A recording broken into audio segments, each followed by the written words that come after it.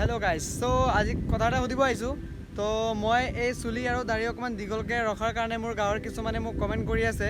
যে তোক একদম পাগলৰ নিচিনা লাগিছে বুলি সো গাইস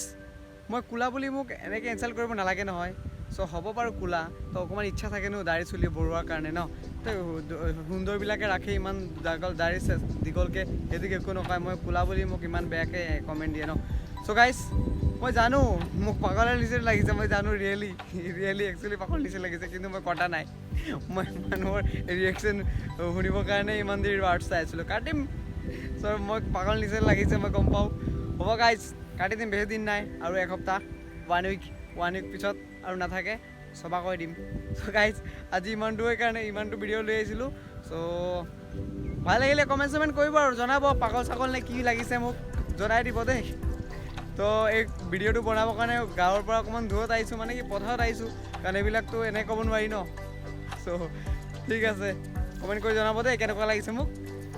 গাঁৱৰ মানুহে কয় আৰু আপোনালোকেও জনাব যদি পাগল লাগিছে ক'ব ৰিয়েলি দেই